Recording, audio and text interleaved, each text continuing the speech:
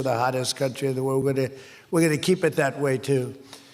But this has been, according to those that seem to say it, and I will say it, I would never say a thing like that because I want to be very modest. I always want to be modest as I can. They say this has been the best 9 months that any president has ever had. I'd say that's pretty good, right? But we've had a great 9 months. Now we have to do it more than a few more times. We just have to keep it going. We'll keep it going. I want to thank my friend, a great gentleman, Crown Prince Mohammed of Saudi Arabia, for his bold leadership and deep commitment to the ties between our two countries. Thank you. Thank you. Great gentleman. Yesterday, we had a phenomenal visit at the White House celebrating the 80-year bond between the United States and Saudi Arabia. We ended with an unbelievable show last night in a room that was far too small, but the next time you're here, you'll have a much bigger room. It's gonna be much bigger.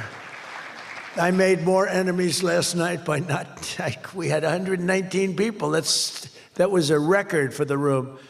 So they've wanted for 150 years. They've been clamoring for a ballroom at the White House, and we're giving them one. We're giving them one plus, and it'll be something. But you'll be here. You'll be among the first, if not the first, if you'd like. You know, we'll work it out.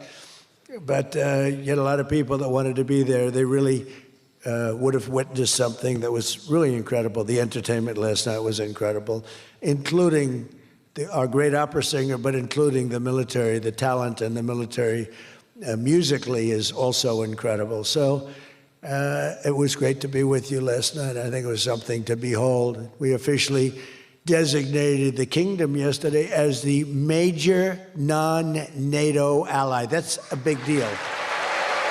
It's actually a very big deal.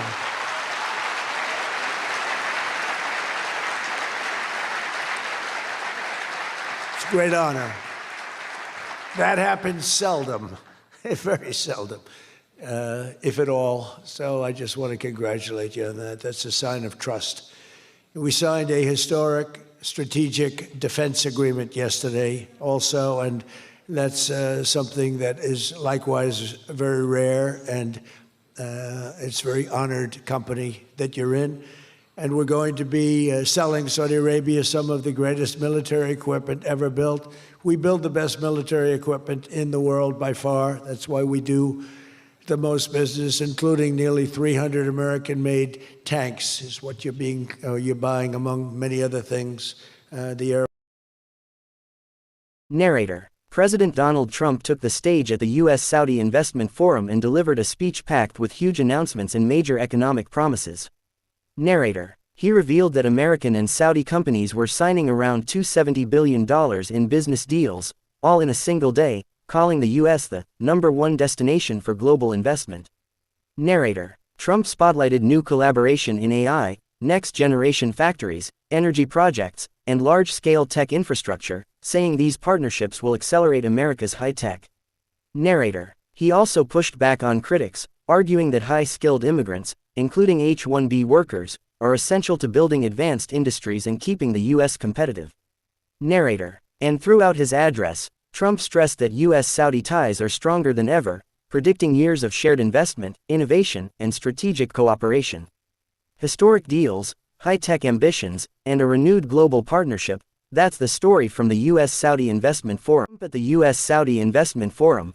Narrator. President Donald Trump delivered major remarks at the U.S. Saudi Investment Forum, and it was all about massive deals, big money, and even bigger plans for the future.